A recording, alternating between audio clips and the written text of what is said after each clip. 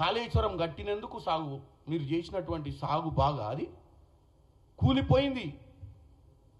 7 లక్షల కోట్లలో 1,00,000 చిల్లర కోట్లు మీరు ఖర్చు పెట్టిన కాళేశ్వరం కూలిపోతే సాగు గురించి మాట్లాడే హక్కే లేదు మీకు. సాగు భాష అని మీరు ఏదో ముచ్చట చెప్పడానికి ప్రయత్నం చేస్తారు. ఇక పోతే మీ భాష గురించి మేము పదే పదే ఎన్నో వీడియోలు ఇక్కడనే ప్లే చేసి చూపించినాం. మన భాష ఎంత బ్రహ్మాండంగా ఉంటుందో. ఈ రాష్ట్రంలో బూతు పితామహులు కేసీఆర్ గారు ఏమన్నా ఉంటే ఎన్ని బూతులు మాట్లాడి, ఎందుకంటే ఆయనేమో 80,000 పుస్తకాలు చదివినా అని చెప్పుకుంటాడు. మేము మాకు తెలిసిన పుస్తకాలు అయితే తెలియదు, కానీ ఆయన ఎన్ని బూతులు మాట్లాడిండు, ఎన్ని వంకర టింకర మాట్లాడిండు మాత్రం బ్రహ్మాండంగా అన్ని రికార్డులలో ఉంది. ఆయన చదివిన రికార్డు ఎక్కడ లేదు. కానీ నేను ఒకటే చెప్తున్నా, హరీష్ రావు గారు, కళ్ళు ఉండి కూడా చూడలేని, చెవులు ఉండి కూడా వినలేని కబోదివాను. ఎందుకంటే నువ్వే కదా చూసింది. మీ మామను చూసినావు 2001లో పార్టీ పెట్టినప్పటి నుంచి క్రియాశీలకంగా పనిచేసింది నువ్వే. నేను కూడా ఒప్పుకుంటా. ఎందుకంటే ఏ మాట కా మాట ఏ పార్టీలో పనిచేసిన కార్యకర్తను ఆయన కష్టాన్ని మనం గుర్తించాలి. ఇవాళ కంపేర్ టు కేసీఆర్ పార్టీ పెడితే హరీష్ రావే దానికి సేనాధిపతి. ఇదైతే నేను కితాబిస్తున్నా. ఎందుకంటే అవసరమైతే అగ్గిపెట్టెలు వాడిండు, అన్ని వాడిండు, బ్రహ్మాండంగా పార్టీని అధికారంలోకి తీసుకురానికి ప్రతి వ్యూహం వేసినటువంటి వ్యక్తి హరీష్ రావు.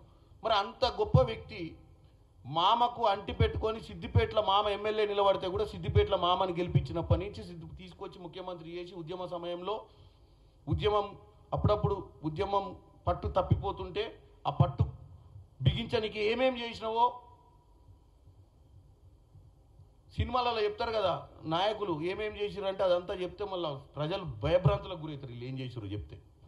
వాళ్ళ పట్టు బిగించనికి, ఆ రోజు ఉద్యమాన్ని బిగించనికే, ఉద్యమాన్ని ఉవ్వెత్తున లేపనికే 1600 బలిదానాల వెనుక వీళ్ళు ఏం చేసిరని చెప్తే మీరు ఆశ్చర్యపోతారు.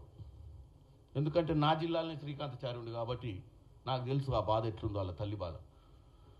ఇవాళ వీళ్ళు హరీష్ రావు గారు మీకే చెప్పేది, ఇవాళ 2009లో అన్యూన్యమైన పరిణామం జరిగింది ఆ పార్టీలో. హరీష్ రావు గారి కళ చెదిరింది. బామ్మర్ది వచ్చిండు, లటక్కుని దిగిండు,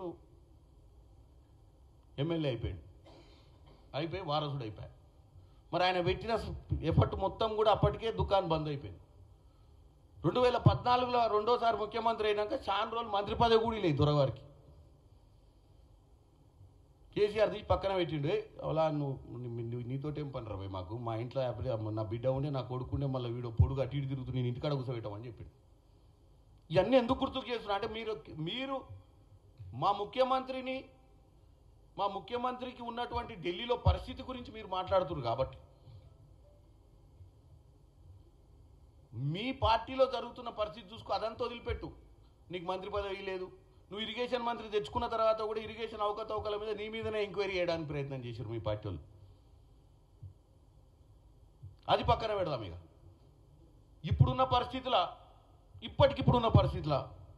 25 సంవత్సరాల సెలబ్రేషన్ చేసుకుంటే మన బొమ్మ కూడా ఇస్తలేరు. దీని గురించి ఏం చేద్దాం హరీష్ రావు గారు? మా సైడ్ నుంచి నీకేమన్నా, నేను అందుకే కితాబిస్తున్నా, ఎవరన్నా మీ పార్టీలో కేసీఆర్ గారి తర్వాత అర్హత గల వ్యక్తి అంటే హరీష్ రావే. కానీ హరీష్ రావుకి ఆ గుర్తింపు ఇస్తలేదు ఆ పార్టీ. కాబట్టి ఆ మేధో మదనంలో ఆ పంచాయతీలో ఆయన చేయాల్సిన పని, అసలు పనిని మర్చిపోయి మా మీదే గుర్తుండు. మా మీద ఎడితే ఏమొస్తుంది చెప్పు? మా మీద అబండాలు వేస్తే ఏమొస్తుంది? మా మీద లేనిపోని పిట్టకథలు చెప్తే ఏమొస్తుంది? మమ్మల్ని విస్మరిస్తున్నారు ఢిల్లీలో అని చెప్తుండు. విస్మరిస్తే రాహుల్ గాంధీ గారు నిన్న మాట్లాడుతూ కులగణన గురించి 10 నిమిషాలు చెప్పిండు. తెలంగాణ రాష్ట్రంలో జరిగింది, భారతదేశంలో కూడా మనం చెయ్యాలి, నేను ఇచ్చిన మాట నిలబెట్టాలి, అక్కడ ఉన్నటువంటి తెలంగాణ ముఖ్యమంత్రి చేస్తుండు. కాబట్టి భారతదేశంలో మనం ఒక మంచి సంకేతం పంపిస్తున్నాం. మీరందరూ కూడా తెలంగాణను చూసి తెలంగాణలో జరుగుతున్న మోడల్ని మనం ఇంప్లిమెంట్ చేయాలని చెప్పే ప్రయత్నం నిన్న ప్లీనరీలో కూడా చెప్పారు. ఇంకా అంతకంటే ఎక్కువ ఏం చెప్పాలి? మా